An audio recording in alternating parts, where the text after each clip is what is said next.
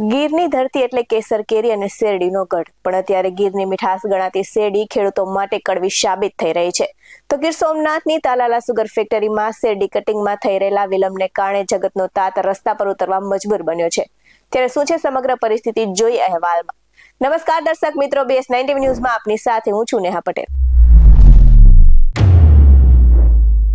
ગીર સોમનાથ જિલ્લાના તાલાલામાં sugar factory ખાતે શેરડી કટિંગમાં વિલંબ થતા ખેડૂતોએ સામૂહિક રજૂઆત કરી હતી અને ઇન્ડિયન પોટાશ લિમિટેડ દ્વારા હસ્તગત કરાયેલા આ પ્લાન્ટમાં શેરડી આપવા નોંધણી કરાવનાર અનેક ખેડૂતોની શેરડી હજુ સુધી કપાઈ નથી.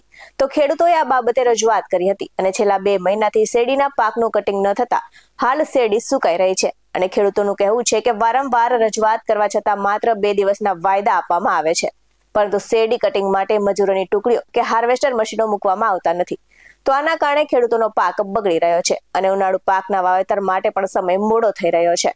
તો વધુમાં ખેડૂતોએ રોષ સાથે કહ્યું છે કે ફેક્ટરી વારંવાર વાયદા આપી રહી છે અને છેલ્લા 2 મહિનાથી ખેડૂતોની શેરડી ખેતરમાં ઊભી સુકાઈ રહી છે, પણ ફેક્ટરીના પેટનું પાણી હલતું નથી. તો ખેડૂતોનું વધુમાં કહેવું છે કે તેમના શેરડીના પાકની રકમનો ચેક તાત્કાલિક આપવામાં આવે ને ત્યારબાદ ફેક્ટરી ભલે શેરડીનું કટિંગ ગમે ત્યારે કરાવે અથવા તો તેને સળગાવે. તો સુગર કેન અધિકારીએ 20 તારીખથી જ શેરડી કટિંગ શરૂ કરવાની લેખિત ખાતરી આપી હતી. તો આશ્વાસન બાદ ખેડૂતો ત્યાંથી રવાના થયા હતા.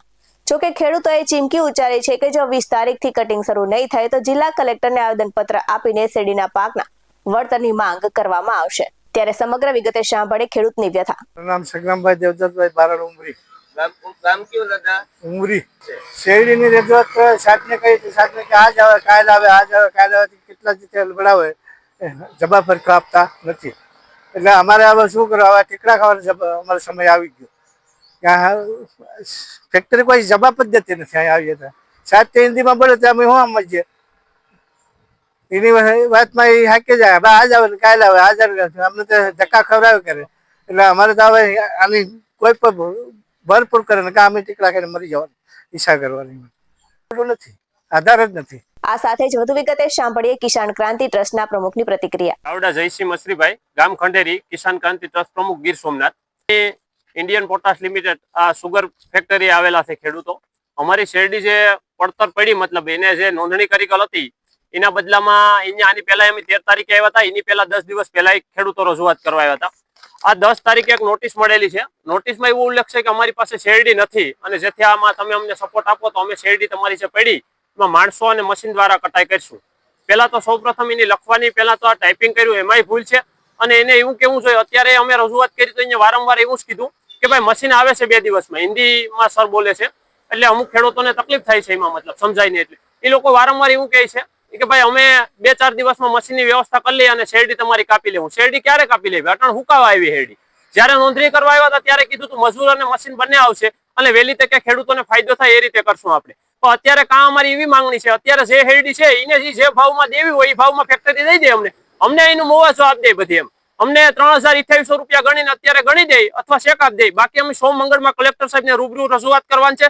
અમારી માંગણી એટલી જ છે કે બધા ખેડૂતો જે બાકી છે શેરડી આપવામાં એ બધાને વહેલી તકે એ લોકો ચેક અર્પણ કરી દે, પછી એને શેરડી જેમ કરવું એમ એની વ્યવસ્થા રીતે કરે. અમે એમ નથી કહેતા પછીનું જે શેરડી છે અત્યારે એમાં અમારે પિત્ત કરવું હોય તો પિત્તે થાય એમ નથી, કારણ કે અત્યારે ઓલરેડી મોડું છે. આ રીતે જો ફેક્ટરી કરે વારંવાર તો આગલા વર્ષમાં કોઈ નોંધણી નહીં કરાવે, પ્લસમાં કોઈ ધોયા નહીં રાખે અને ફેક્ટરીથી નફરત થાય. મતલબ એને ફેક્ટરીએ જો એવડી મોટી કરોડો રૂપિયાનો ખર્ચો કરતા હોય, 4-5 કરોડનો, તો એને વ્યવસ્થા ખેડૂતોને રાખવી જોઈએ ભાઈ. આખરમાં 10 તારીખે એમ કે ભાઈ આ રીતે તમારે થયું, હવે આમાં અમારી પાસે વ્યવસ્થા નથી, આ કાગળ પકડાવી દીધા બધાને.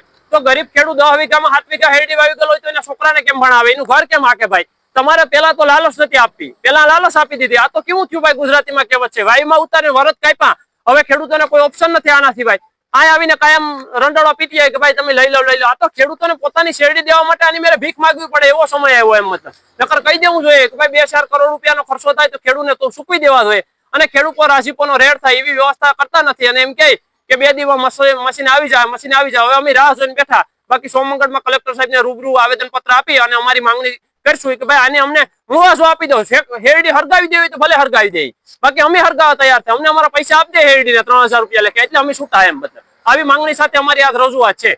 સાહેબે એવી રજૂઆત કરી અમને, મતલબ અમે એવી રજૂઆત કરી તો સાહેબે એમ કીધું 2 દિવસમાં મશીન આવી જાય અને લાગી જવાનું છે કે તમારા બધાની શેરડી લઈ લે હું. ભાઈ એના બદલામાં 13 તારીખે આવ્યા તો આ રીતે કીધું તું 2 દિવસમાં મશીન આવી જાય, 2 દિવસમાં તમને ફોન કરી દઉં.